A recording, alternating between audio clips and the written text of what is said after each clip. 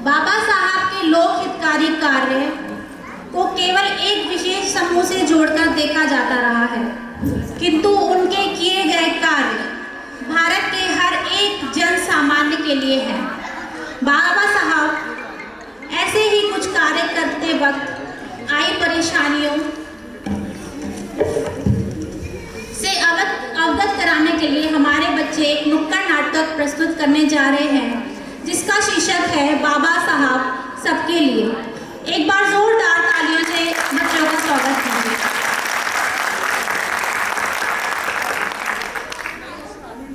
तुमने लूटा है सदियों हमारा सुकून, अब न हम पर चलेगा तुम्हारा हुक्म। तुमने लूटा है सदियों हमारा सुकून, अब न हम पर चलेगा तुम्हारा हुक्म। चार घर में तुम्हें किस तरह से कहूँ, चार घर में तुम्हें किस तरह से कहूँ। तुम नहीं चार घर कोई माने मगर, तुम नहीं चार घर कोई माने मगर। मैं नहीं मानता, मैं नहीं मानता, मैं नहीं मानता, मैं नहीं मानता। आए हैं डॉक्टर अम्बेडकर के जीवन पर नाटक करने। तुम जाओ, मैं नहीं आ रहा। कौन बोर होगा? वही अम्बेडकर, वही रिजर्वेशन, वही जातिवाद। सब जानता हूँ मैं, मुझको सब पता है, सब जानता हूँ मैं। एक धंधा चलाते हैं लोग नुक्कड़ नाटक की आड़ में। सब जानता हूँ मैं, सब जानता हूँ मैं। सब जानता हूँ मैं, मुझे सब पता है। इसी तरह की बातें हमारे दिमाग को पूर्वाग्रहों से, परसेप्शन से, अजम्पशन से भर देती हैं और हम उसी को सच मान लेते हैं जो हमें पढ़ाया जाता है, सुनाया जाता है, सिखाया जाता है या फिर समझाया जाता है। ऐसा ही कुछ हुआ हमारे देश के संविधान निर्माता डॉक्टर बाबा साहब भीमराव रामजी अम्बेडकर के साथ। मध्य प्रदेश के महू गांव से लंदन स्कूल ऑफ इकोनॉमिक्स तक का सफर तय करने वाले इतने बड़े विजनरी को हमने केवल दलितों का नेता बनाकर छोड़ दिया। कौन थे बाबा साहब भीमराव अम्बेडकर? 14 अप्रैल 1891 को जन्मे डॉक्टर भीमराव रामजी अम्बेडकर एक महान आदर्शीय शख्सियत हैं।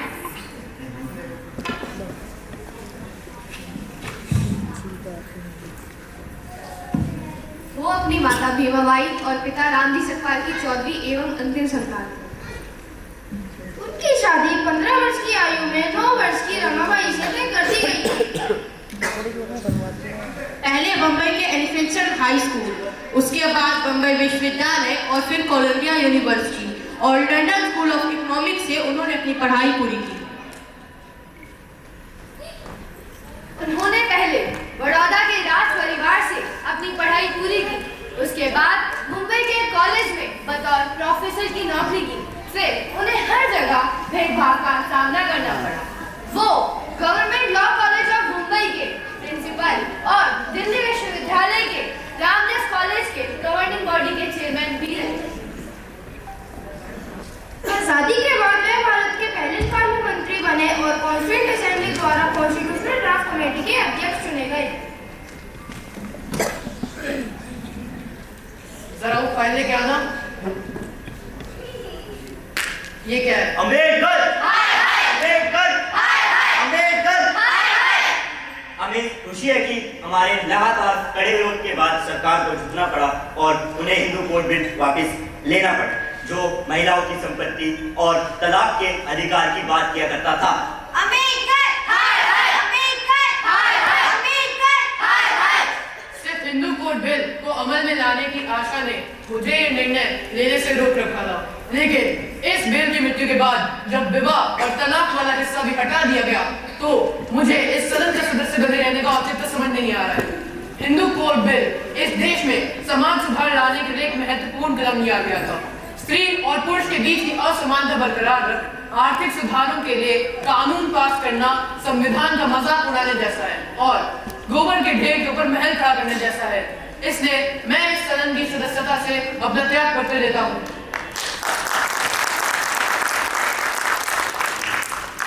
आज अगर किसी भी कारण किसी भी नेता को अपनी सरकारी गाड़ी छोड़नी पड़े तो वो मुंह बनाकर बैठ जाएगा। वहीं पर डॉक्टर अम्बेडकर वो थे जिन्होंने महिलाओं के प्रॉपर्टी के इक्वल राइट्स की बात की, महिलाओं और पुरुषों के बीच समानता की, बराबरी की बात की, अपने लोगों की नफरत सही, पार्टी की आलोचना सही और इसी विषय पर सरकार के विरोध में अपने संसद की सदस्य थे क्या करते थे। कहाँ मिलते हैं आजकल ऐसे नेता? नहीं है कुछ भी नहीं मिलता यहाँ ये जानकर, नहीं है कुछ भी नहीं मिलता यहाँ ये जानकर। अब लड़ाई लड़ रहे हैं लोग मेरे गाँव के, अब लड़ाई लड़ रहे हैं लोग मेरे गाँव के, ले मशाले चल पड़े हैं लोग मेरे गाँव के, अब अंधेरा जीत लेंगे लोग मेरे गाँव के। हमें अपने टारगेट्स अचीव करने होंगे तो मजदूरों की संख्या बढ़ाई जाए जिससे काम जल्दी हो जाए। नहीं, मजदूरों की संख्या बढ़ाने के लिए हमें और लोगों की जरूरत पड़ेगी, जिसके लिए हमें दूसरे गांवों को भी पूछना पड़ेगा। इससे हमारा मुनाफा कम हो जाएगा और खर्चा बढ़ जाएगा। ठीक है, अब सर ने कहा है कि आज से आप सभी को 18 घंटे काम करना होगा। जो हुआ मालिक, तो मालिक हमारा झाड़ बढ़ाएगी ना? ऐसा कुछ नहीं है, मजदूरी चाहिए तो काम पे आना पड़ेगा। जो हुआ मालिक। सुनो, मालिक ने कहा है कि 18 घंटे काम करना होगा। क्या बोल रहे हो बे? हम आदमी हैं या शक्तिमान? अरे तू का एकदम क्यों है बे? हमारे मालिक ने भी हमें कोलों की पैर की तरह जोड़ रखा है। मालिक तनख्वाह तो देता है ढेला और कहता है काम करो 20-20 घंटा। अरे तुम्हारी बात सुनकर भी हमारा कलेजा भर आया। ये सभी मालिक एक जैसे नहीं होते, इन्हें बस काम चाहिए, काम काम काम। छुट्टी लो तो पैसा ना मिली, बीमार पड़ो तो मजदूरी ना मिली, सिर्फ काम बढ़ता है, पैसा नहीं। अबे ओ, तुम तीनों अपने मालिक से कहो ज्यादा होशियार ना बने। भारत में 8 घंटे से ज्यादा मजदूर से काम करवाना गैर कानूनी है। क्या बात कर रहा है? और नहीं तो क्या। भला है डॉक्टर भीमराव अंबेडकर जी का, जिन्होंने आजादी से पहले ही जब वह अंग्रेज सरकार के श्रम विभाग में थे, काम का समय 14 घंटे से घटाकर 8 घंटे कर दिया था। साथ ही वर्कर के लिए टीए, छुट्टी, बीमा, चिकित्सा, उचित मजदूरी की भी व्यवस्था कर दी थी। और ये बात बहुत कम लोग जानते हैं। वैसे तुम क्या करत हो? अरे हम तो कायड़ की नौकरी करते हैं।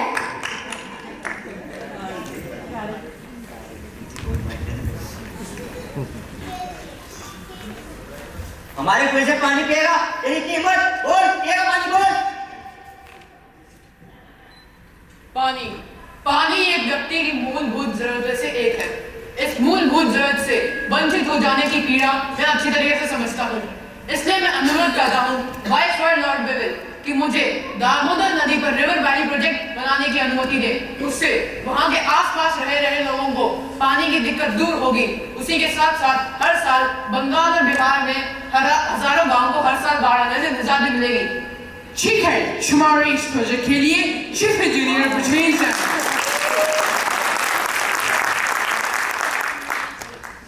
जी नहीं, इस प्रोजेक्ट के चीफ इंजीनियर अमेरिका में बने प्रोजेक्ट डेनिस वैली अथॉरिटी की तर्ज पर बनेगा, तो चीफ इंजीनियर अमेरिका से दिया जाएगा।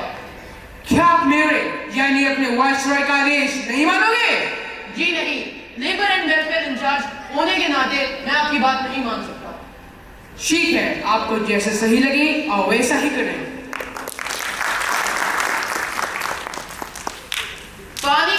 पानी की एक बूंद के विपरीत जो समुद्र में मिलकर अपना अस्तित्व खो देती है, उसी तरह एक व्यक्ति को समाज में रहते हुए अपना अस्तित्व नहीं खोना चाहिए। समाज की भलाई के साथ साथ उसे अपना विकास भी करना चाहिए। और इसी तरह बाबा साहब की दूरदर्शिता के चलते हमारे देश को दामोदर वैली प्रोजेक्ट, सोन रिवर प्रोजेक्ट और हीराकुंड प्रोजेक्ट मिले, जिन्होंने देश में पानी व बिजली की समस्या को दूर किया। देश में पानी व बिजली के इंफ्रास्ट्रक्चर की नींव रखी, इसको मजबूत किया और लाखों लोगों तक इसका लाभ पहुंचाया। हमें चाहिए कहाँ इससे हॉस्टल रूम से प्रिंसिपल से। अरे क्यों मेरा अरे यार क्या बताएं, ये कोर्स है कि खत्म होने का नाम ही नहीं ले रहा। इतने सारे चैप्टर कोई कैसे याद करे? ये तो स्टूडेंट के साथ साथ जुर्म है। इसीलिए हमने फैसला किया है कि हम प्रिंसिपल ऑफिस के बाहर अम्बेडकर मूर्ति के सामने धरना देंगे। जानते हो, जिस अम्बेडकर मूर्ति के सामने तुम लोग धरना देने की बात कर रहे हो, जब वो तुम्हारी उम्र के थे तब उन्होंने कोलंबिया यूनिवर्सिटी से इकोनॉमिक्स के 29 कोर्स, क्या? हिस्ट्री के 11, क्या? सोशियोलॉजी के 6, फिलोसफी के 5, क्या? एंथ्रोपोलॉजी के 4, पॉलिटिक्स के 3, क्या? और फ्रेंच और जर्मन भाषा के एक कोर्स सक्सेसफुली कंप्लीट कर दिए थे। क्या?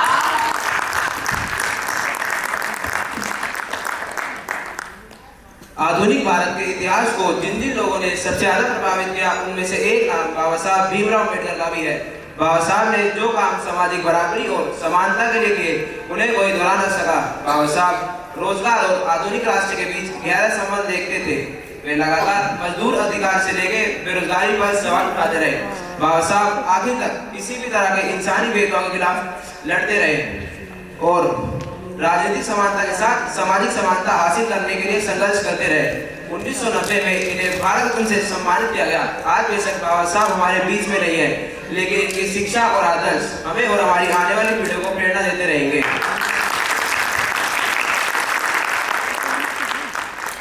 बाबा साहब कहते थे, जैसे ही इंसान अपने अपने सोच के दायरे को बढ़ाता है, वैसे ही वो अपने अपने सपनों की प्राप्त करने की दिशा में आगे बढ़ जाता है। जीवन लंबा नहीं, महान होना चाहिए। व्यक्ति की हत्या की जा सकती है, उसके विचारों की नहीं।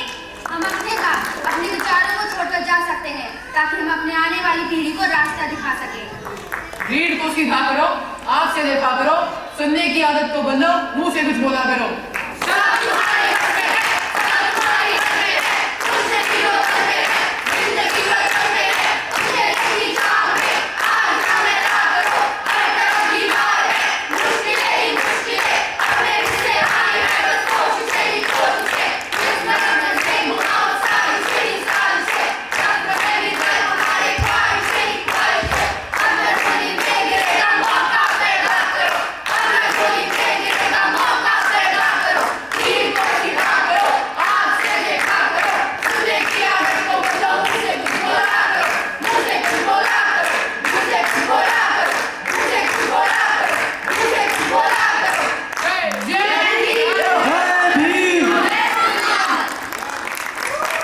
बहुत ही अच्छी प्रस्तुति थी।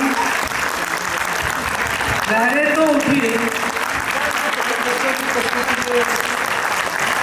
आप सभी का धन्यवाद। सभी बच्चों को इस प्रोग्राम में सभा बनाने के लिए आए हैं। आपको सभी को विशेषकर हमारे साथ जिन्होंने खड़े होकर उनका सम्मान किया है, आप सभी को मैं धन्यवाद करना चाहूँगा। लहरें तो उठी हजारों, लहरें तो उठी हजारों, पर कोई समंदर ना हुआ। नेता हुए हजारों, नेता हुए हजारों, पर कोई कलंदर ना हुआ।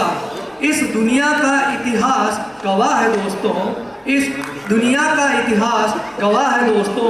दुनिया में कोई फिर से अम्बेडकर ना हुआ, अम्बेडकर ना हुआ। अब मैं आदर के साथ आमंत्रित करना